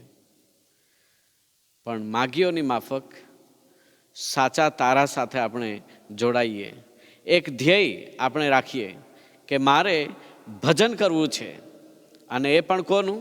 રાજાધિરાજ પરમેશ્વરનું. અને જ્યારે એ બાબત આપણા જીવનની અંદર હશે ત્યારે આપણે એ ઈશ્વરનું ભજન કરી શકીશું. તો આ બાબત અત્યારે આપણને શીખવા મળે છે. અને ત્યારબાદ સંત લુકની લખેલી સુવાર્તા 19મા અધ્યાયમાં 1 થી 10 કલમમાં જે બનાવ બન્યો છે તેના વિશેનું લખાણ અહીંયા આપવામાં આવ્યું છે. અને આ વાર્તાને તો આપણે બહુ નાનપણથી જાણીએ છીએ, સન્ડે સ્કૂલમાં પણ આપણે શીખી ગયા છીએ, અને ઘણા બધા ગીતો પણ આપણે સાંભળ્યા છે. ઝાંખી દોડ્યો દોડ્યો જાય, ઘણા બધા ગીતો છે આ શાસ્ત્ર પાઠ ઉપર લખેલા. અને ઝાંખી વિશેની વાત તો નાના બાળકો પણ આજે આપણને કહી દે કે આની પાછળ કેવા ટાઈપની વાર્તા છે, અથવા ઝાંખી કોણ હતો, કેવો હતો, એ બધું જ વર્ણન આપણી સાથે અને આપણી સામે બાળકો પણ કરી શકશે. પણ અહીંયા જે તાલાવેલી છે એ આપની સમક્ષ મૂકવા માંગુ છું. જેમ માગીઓને અને ભરવાડોને તાલાવેલી જાગી હતી કે તેઓ એ પ્રભુને જુએ, એ રાજાને જુએ, તેમનું ભજન કરે, એવી જ તાલાવેલી આ એક અધિકારી વ્યક્તિ છે, the poor rich main. The poor rich main, એક ગરીબ ધનવાન. પૈસા ટકા બધું હતું એમની પાસે, પણ આધ્યાત્મિક બાબતે એક ગરીબ હતો. એમણે ઈશ્વરના દર્શન કરવા છે, અને એટલે જ એમણે પણ શોધખોળ કરી, તપાસ કરી, પ્રભુ ઈસુ ખ્રિસ્ત કયા રસ્તે જશે. હેરોદે તપાસ કરી, એનો ઈરાદો જુદો હતો, પણ એ આ ઝાંખીએ જ્યારે તપાસ કરી ત્યારે આનો ઈરાદો કંઈક અલગ છે. He wanted to gain, he wanted to gain, કંઈક પ્રાપ્ત કરવા માંગતો હતો. અને એવા ઈરાદા સાથે એ ચોકસાઈથી બાતમી મેળવે છે કે પ્રભુ ઈસુ ખ્રિસ્ત કયા રસ્તે જશે. અને ખબર પડી કે આ રસ્તે જવાના છે. એટલે ગુલ્લર નામના ઝાડ ઉપર એ ચડી ગયા. અને આપણે જાણીએ છીએ કે પ્રભુ ઈસુ ખ્રિસ્ત ત્યાં જ ઊભા રહી જાય છે અને એમને કહે છે, ઝાંખી તું નીચે ઉતરી આવ, કેમ કે આજે મારે તારે ઘેર આવવું છે, તારે ઘેર મારે પરોણા રહેવું છે. આનંદનો પાર નથી આ લોકોને. માગીઓ મહાઆનંદથી હરખાયા, એવો જ મહાઆનંદ ઝાંખીના જીવનમાં પણ આવ્યો. મહાઆનંદથી હરખાયો હશે. કેટલી સામ્યતા આપણે જોઈએ છીએ. પ્રભુ ઈસુ ખ્રિસ્તને એમના ઘરે લઈ જાય છે. એક બાજુ કચકચાટ ચાલી રહી છે, ગણગણાટ ચાલી રહ્યો છે, નેગેટિવ વાતો આના માટે બોલવામાં આવી રહી છે. પણ એ બધાની પરવા કર્યા વગર પ્રભુ ઈસુ ખ્રિસ્ત એમના ઘરે જાય છે અને ઝાંખીએ પણ એમને એમના પોતાના ઘરે એમને આમંત્રણ આપ્યું અને પરોણા રાખ્યા. અને એક અદ્ભુત બનાવ ઝાંખીના જીવનમાં બને છે. એ પામવા માંગતો હતો, માટે એ એમની અભિલાષા હતી કે મારું હૃદય તો હું ખોલું જ, પણ મારું ઘર પણ હું ખોલું છું. એવા ભાવ સાથે જ્યારે એમણે પોતાનું ઘર ખોલ્યું ત્યારે પ્રભુએ એમના હૃદયના દ્વાર આખા ખોલી નાખ્યા.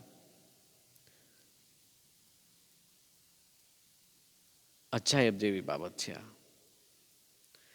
સાચી શોધ લાગે છે ત્યારે ઈશ્વર જરૂર મળે છે. શોધવા માટેનો પ્રયત્ન દરેક વ્યક્તિએ કરવો પડશે. અને આ ઝાંખીએ પ્રભુને આમંત્રણ આપ્યું અને ત્યારે ઝાંખીએ ઊભા રહીને પ્રભુને કહ્યું 8મી કલમમાં, પ્રભુ, હું મારી સંપત્તિનો અડધો ભાગ દરિદ્રીઓને આપું છું. જો અન્યાયથી મેં કોઈનું કંઈ પડાવી લીધું હોય તો હું તેને 4 ગણું પાછું આપીશ. That is the confession. આ ખરો પસ્તાવો છે. અડધો ભાગ દરિદ્રીઓને આપીશ અને કોઈનું પડાવી લીધું હોય તો 4 ગણું આપીશ. કમિટમેન્ટ. એ પ્રભુને આપેલું કમિટમેન્ટ છે.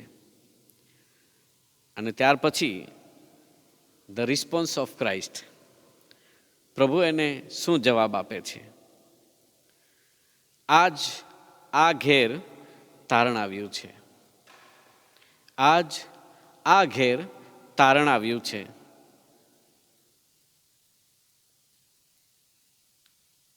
ઉદ્ધાર આવ્યો છે. અહીંયા ખૂબ જ મોટો મર્મ આપણે સમજી શકીએ તેમ છે. કેમ પ્રભુ ઈસુ ખ્રિસ્તે એમ ન કહ્યું કે આજે ઝાંખીને તારણ મળ્યું છે, આજે ઝાંખીનો ઉદ્ધાર થયો છે, આજે ઝાંખીને નજાત મળી છે,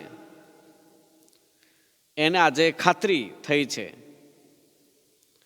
પણ પ્રભુ કહે છે કે આજે આ ઘેર તારણ આવ્યું છે. તો હું માનું છું, મારા મનન વખતે જે રીતે પ્રભુએ મારી સાથે વાતચીત કરી તે એ કે તારણ આ ઘેર આવ્યું છે, એનો મતલબ પ્રભુ ઈસુ ખ્રિસ્ત પોતે એક ઉદ્ધારક તરીકે becoming a salvation for human being, he has come. સંસારની અંદર તો આવ્યા જ છે, એ ગંદી ગભાણની અંદર તો આવ્યા જ છે, જગતમાં આવ્યા છે, પણ આજે આ ઘેર પણ એ જ ઉદ્ધાર આવ્યો છે. અને એટલે ઉદ્ધાર પ્રાપ્ત કરવાને માટેની દ્રષ્ટિ ક્યાંક કરવાની થાય તો તે પ્રભુ ઈસુ ખ્રિસ્ત છે. આજે આ ઘેર તારણ આવ્યું છે. I am here to save. I am here to save. હું અહીંયા બચાવવાને માટે આવ્યો છું. કેટલી અજાયબ જેવી શાંતિનો અહેસાસ ઝાંખીએ કર્યો છે. દરેક જીવન જે પ્રભુ ઈસુ ખ્રિસ્તને કબૂલ કરે છે અને એની સાથે સાથે પોતાના ભૂતકાળના દરેક પાપો માટે કબૂલાત કરે છે, માફી માંગે છે, એ દરેકની સાથે ઈશ્વર વાતચીત કરે છે અને તેમનો ઉદ્ધાર કરે છે. કેમ કે પ્રભુ ઈસુ ખ્રિસ્ત પોતે ઉદ્ધાર છે. આજે આ ઘેર તારણ આવ્યું છે અને આ નાતાલના સમયો ચાલી રહ્યા છે, ત્યારે શું આપણે એમ કહી શકીએ કે આજે મારા હૃદયમાં તારણ આવ્યું છે, મારા ઘરમાં તારણ આવ્યું છે, પ્રભુ ઈસુ ખ્રિસ્તની ઉપસ્થિતિ મારા ઘરની અંદર છે, મારી સંગતિની અંદર છે, મારા ચર્ચની અંદર છે, મારી ગાડી જેમાં હું પ્રવાસ કરું છું એમાં છે, મારી ગાડી પર જેમાં હું જાઉં છું, જેના ઉપર બેસીને હું જાઉં છું એના ઉપર પ્રભુ છે, તારણ છે.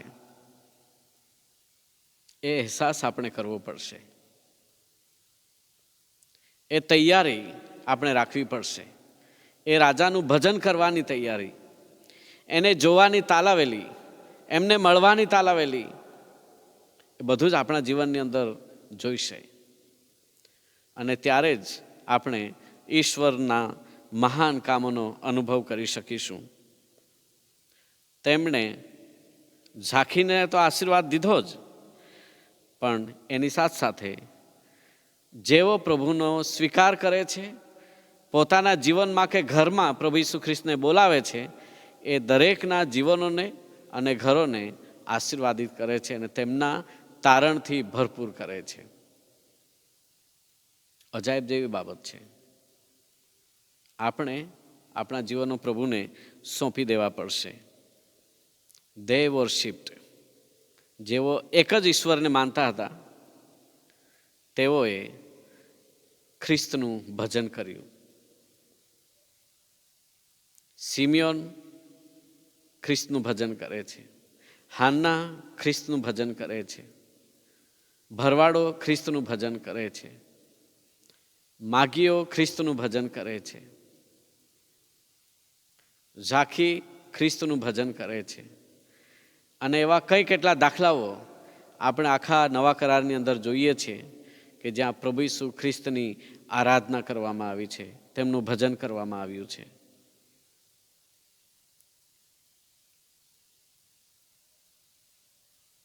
પુનરુત્થાન પછી પણ પ્રભુનું ભજન કરવામાં આવ્યું છે.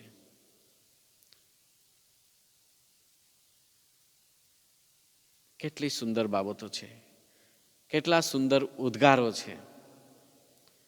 કેવળ નવા કરારની જ વાત નથી, પણ નવા કરાર પછી પણ જેટલાઓ પ્રભુની પાસે આવ્યા છે, ઇવન આજ સુધી, એ દરેક વ્યક્તિના જીવનમાં જ્યારે પ્રભુની ઉપસ્થિતિનો અનુભવ કરે છે, એમની કૃપાનો અનુભવ કરે છે, ત્યારે તેમનું ભજન કર્યા વગર રહી શકતા નથી. First of all, we have to open our hearts. આપણા હૃદયોને પ્રથમ તો ખોલવા પડશે, તો આપણે ઈશ્વરની આરાધના કરી શકીશું. નહીં ખોલીશું તો આરાધના નહીં થશે. અને એટલે જ આપણે આપણી પોતાની જાતને પ્રભુના હાથમાં સોંપી દેવી પડશે. We are બ્લેસડ people. આપણે દરેક વ્યક્તિ આશીર્વાદિત છીએ. કેમ કે જૂના કરારમાં એ ઉદ્ધારકની રાહ જોવામાં આવી. કેટલાય વર્ષો નીકળી ગયા એ ઉદ્ધારક આવે એના માટે, કેમ કે ભવિષ્યવાણીઓ કરવામાં આવી હતી. છેક ઉત્પત્તિથી જ પ્રભુ ઈસુ ખ્રિસ્તના આગમનની અથવા તો જન્મ વિશેની ભવિષ્યવાણી કરવામાં આવી હતી અને નવા કરારમાં આવીને પૂર્ણ થઈ. તો એ આખો સમયગાળો છે, એની અંદર લોકોએ કેટલી રાહ જોઈ હશે. અને એટલે જ વી આર બ્લેસડ પીપલ. આપણે ધન્ય છીએ, કેમ કે આપણને તો એ જ ખ્રિસ્ત મળ્યા છે જેમની આપણે આરાધના કરવાની છે, અહીંયા અને પહેલે પાર પણ, એટલે કે સ્વર્ગીય રાજ્યની અંદર પણ આપણે ઈશ્વરનું ભજન કરવાનું છે, ઈસુની સ્તુતિ કરવાનું છે. પણ ત્યાં જવાને માટે આપણી પોતાની જાતને યોગ્ય બનાવવી પડશે. અને કેવી રીતે યોગ્ય બનાવીશું? પ્રભુ ઈસુ ખ્રિસ્તે જે બલિદાન આપણા માટે આપ્યું છે, જેના માટે તેઓ આ પૃથ્વી પર આવ્યા, એ બલિદાનને આપણે સ્વીકારીએ છીએ. પ્રભુ ઈસુ ખ્રિસ્તના રક્ત ઉપર વિશ્વાસ કરીએ છીએ, પ્રભુ ઈસુ ખ્રિસ્ત ઉપર આપણે વિશ્વાસ કરીએ છીએ, તો આપણા હૃદયોમાં તેમનું રાજ્ય સ્થાપન થાય છે અને આપણા હૃદયો શુદ્ધ અને પવિત્ર બને છે તેમના રક્તની મારફતે. અને એ દ્વારા પ્રભુ ઈસુ ખ્રિસ્ત આપણને ઈશ્વર પિતાની પાસે સ્વર્ગીય રાજ્યમાં જવા માટે લાયક બનાવે છે. આપણી પોતાની જાતને લાયક બનાવીએ, પ્રભુની હાજરીમાં જઈએ અને એમ આપણે અનંતકાળિક જીવન ઈશ્વરની આરાધનામાં અને ઈશ્વરના ભજનમાં રહેવાના છીએ. આ અદ્ભુત આશીર્વાદ, અદ્ભુત સંદેશો એ આપણને આ નાતાલના સમયમાં મળે છે. તો પ્રભુ આપણ સર્વને આશીર્વાદિત કરે. આમેન. પ્રાર્થના કરીએ. અમારા પરમ કૃપાળુ ઈશ્વર પિતા, તમારો આભાર માનીએ છીએ, તમારી સ્તુતિ કરીએ છીએ અને તમારી પ્રશંસા કરીએ છીએ. આ સમય પ્રભુ તમે અમારા જીવનમાં આપ્યો કે જેથી તમારા વચનનું અમે મનન કરી શકીએ. તમે આ પૃથ્વી પર આવ્યા, વૈભવ છોડીને તમે આવ્યા અને અમારા માટે તમે જીવ્યા, અમારા માટે તમે મરણ પામ્યા, અમારા માટે તમે દટાયા, સજીવન થયા અને આકાશમાં તમે પિતાને જમણે હાથે બિરાજમાન છો. પણ ત્યાંથી ફરી પાછા તમે અમારી માટે આવવાના છો, ફરીથી બલિદાન આપવાને માટે નહીં, પણ અમને લેવાને માટે અને જગતનો ન્યાય કરવાને માટે. ત્યારે પ્રભુ અમારી પોતાની જાતને તમારા હાથમાં સમર્પિત કરીએ છીએ. અમે નિત્ય તમારું ભજન કરતા રહીએ, તમને માન અને સન્માન આપતા રહીએ કે જેથી અનંતકાળિક જીવન જ્યાં અમારે હંમેશા તમારી આરાધના કરવાનું છે, ભજન કરવાનું છે, તેમાં અમે સામેલ થઈ શકીએ. સર્વ માન મહિમા તમને આપતા પ્રાર્થના ઉદ્ધાર કરતા પ્રભુ ઈસુના નામમાં માંગીએ છીએ. આમેન. પ્રભુની શીખવેલી પ્રાર્થના સાથે બોલીએ. ઓ આકાશમાંના અમારા બાપ, તમારું નામ પવિત્ર મનાવો, તમારું રાજ્ય આવો, જેમ આકાશમાં તેમ પૃથ્વી પર તમારી ઈચ્છા પૂરી થાવ. દિવસની અમારી રોટલી આજ અમને આપો. જેમ અમે અમારા ઋણીઓને માફ કર્યા છે તેમ તમે અમારા ઋણો અમને માફ કરો. અમને પરીક્ષણમાં ન લાવો, પણ ભૂંડાઈથી અમારો છૂટકો કરો. કેમ કે રાજ્ય, પરાક્રમ તથા મહિમા સર્વકાળ સુધી તમારા છે. આમેન. આમેન. હવે આપણા તારનાર પ્રભુ ઈસુ ખ્રિસ્તની કૃપા, ઈશ્વર પિતાનો પ્રેમ, પ્રભુ પવિત્ર આત્માની દિવ્ય અનુપમ સંગત આપણ સર્વની સાથે હમણાંથી સદા સર્વકાળ સુધી હોજો. આમેન. આમેન.